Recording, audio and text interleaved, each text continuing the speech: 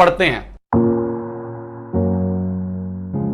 Hello everyone, this is शोभित तिरमान और आज की वीडियो का जो टॉपिक है वो है कि हमें दिन में कितने घंटे पढ़ना होता है। देखो, जब हम एक नई क्लास में स्विच करते हैं ना, जैसे हम 8th से 9th में जब स्विच करते हैं, एक यूनिक क्लास है। क्यों? क्योंकि 9th में सिलेबस थोड़ा सा अलग हो जाता है और थोड़ी सी टफनेस हमें लगने लग जाती है। 1-2 महीने बाद तुम्हारे दिमाग में आता है यार हमें ना जितने घंटे हम 8th में पढ़ते थे उससे थोड़ा सा ज्यादा इंक्रीज करना पड़ेगा, पर कितना इंक्रीज करना पड़ेगा वो दिमाग में नहीं आता है। जैसे हम जब 9th से फिर 10th में स्विच करते हैं तो 10th में आते हमारे दिमाग में आता है यार बोर्ड्स आ गए हैं, अब बोर्ड्स में अच्छा हमें स्कोर करना है तो हमें कितने घंटे इंक्रीज करना पड़ेगा वो भी दिमाग में नहीं रहता।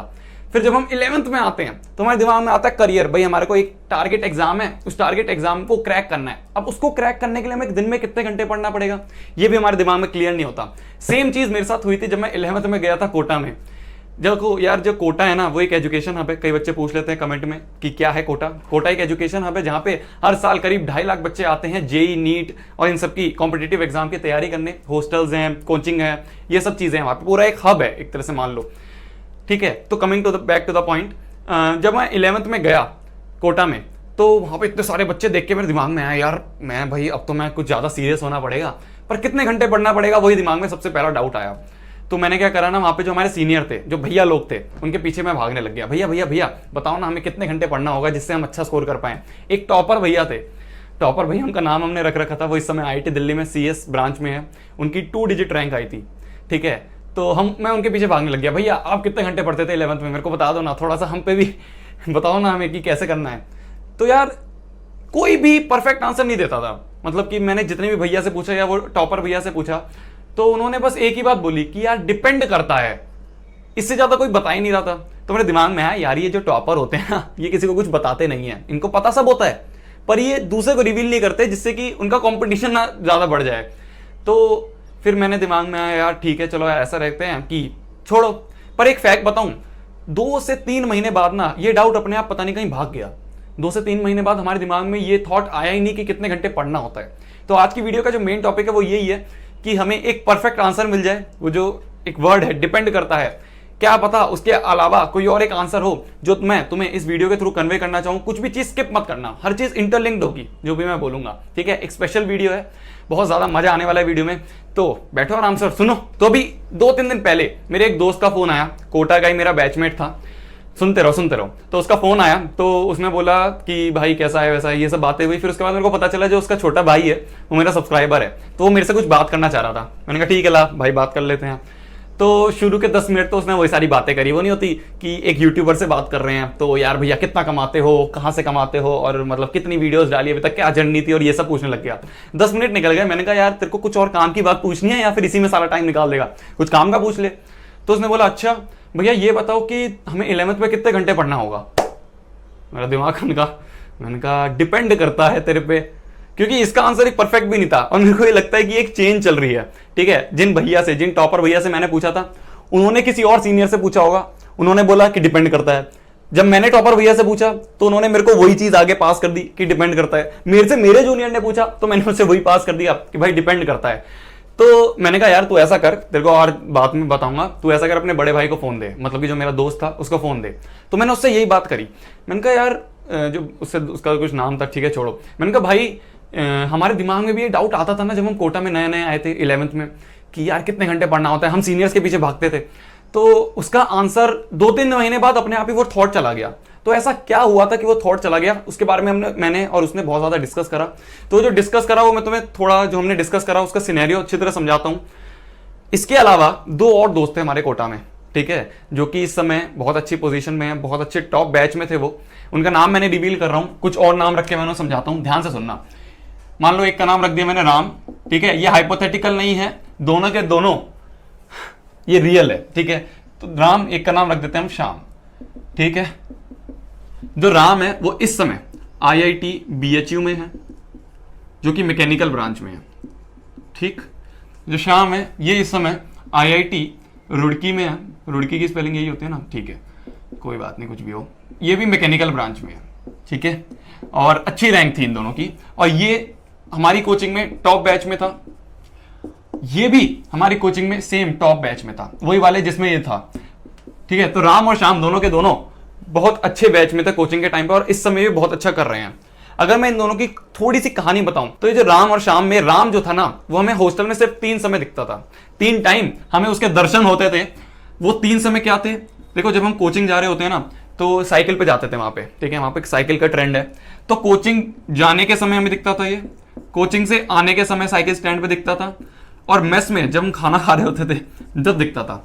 सिर्फ 3 समय हमें ये नीचे दिखता था, इसका रूम ऊपर था, सिर्फ 3 समय ये हमें नीचे दिखता था, बाकी पूरे टाइम ये रूम में बैठ के पढ़ाई करता था। भैया आप कैसे कह सकते हो वो पढ़ाई करता था? क्योंकि देखो जब तुम रूम में होते हैं ना कोटा में, तो वहां पे तुम्हारे सामने सिर्फ एक फीचर फोन होता है बटन वाला, और किताबें होती हैं बस, और कुछ नहीं होता तुम्हारे रूम में। तो गारंटी वो पढ़ाई करता था। अब फीचर फोन में तुम कितना खेल लोगे यार? स्नेक एंड लैडर क्या 20 मिनट, 30 मिनट, आधा घंटा, 1 घंटा खेल लोगे? पर उसके बाद जो सारा टाइम बचा उस समय ये पढ़ता था, ठीक है। शाम जो था ना ये बिल्कुल अपोजिट था, झूठ नहीं बोल रहा हूं, बिल्कुल रियल कहानी है ये, ठीक है। ये बिल्कुल इसके अपोजिट था। तुम ये मान लो कि जितने घंटे जो राम था वो जितने घंटे पढ़ता था ना, उतने घंटे जो शाम था ये उतने घंटे खेलता था। खेलता इन द सेंस कि हमारा जो हॉस्टल था उसके सामने एक गार्डन टाइप था, वहां पे हर चीज चलती थी, क्रिकेट है, बास्केटबॉल है, बैडमिंटन है, टेबल टेनिस है, हर चीज चलती थी वहां पे। और ये हर स्पोर्ट्स को खेलता था, और इस समय भी वो IIT रुड़की में, जिससे बात होती है, वो बास्केटबॉल में बहुत अच्छा कर रहा है। तो इसने इतने कम घंटे पढ़ के टॉप बैच में पोजीशन बनी और एक अच्छी IIT में गया, और ये इतने घंटे पढ़ता था, टॉप बैच में ये भी था और एक अच्छी IIT में ये भी गया।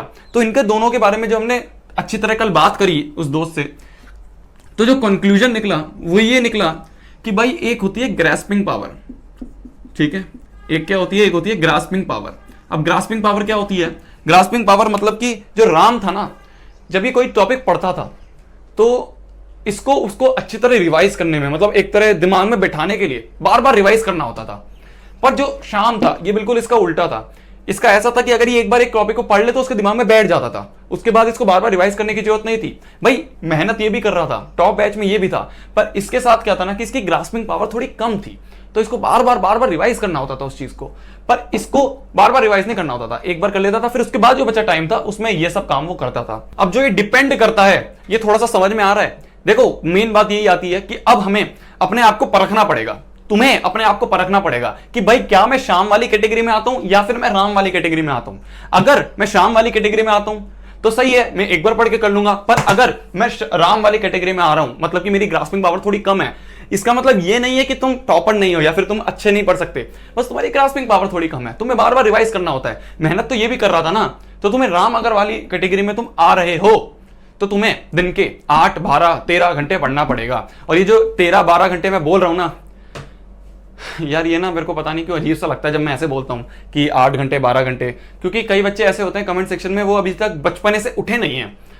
वो ये कहते हैं कौन पागल है ये जो 12-12 घंटे पढ़ता है, कौन 13 घंटे पढ़ता है, कौन 20 घंटे पढ़ता है। बेटा पढ़ते हैं, ठीक है, अभी तुम्हें पता नहीं, अभी तुम रियलिटी में आए नहीं हो। अगर तुम उसी टाइम में जी रहे हो कि 10th में मैंने आखिरी में निकाल दिया था बोर्ड, आखिरी में 1 महीने पढ़ के या 10 दिन पढ़ के मैंने बोर्ड में अच्छे कर दिए थे, सेम मैं 11th में कर दूंगा, सेम मैं 12th में कर दूंगा, किसी और एग्जाम में कर दूंगा, तुमसे बड़े भ्रम में कोई नहीं है इस समय, ठीक है। थोड़ा सा हार्ड लग सकता है पर ध्यान वाली बात है ये। अगर मैं तुम्हें कोटा का थोड़ा सा ग्लिम्स दूं ना, तो वहां पे बच्चे ना नहाना भूल जाते हैं महीनों तक, ठीक है। उनको ये होश नहीं होता है कि भाई मेरे बाल इस तरह से हैं या फिर मेरे बाल इस तरह से हैं, ठीक है।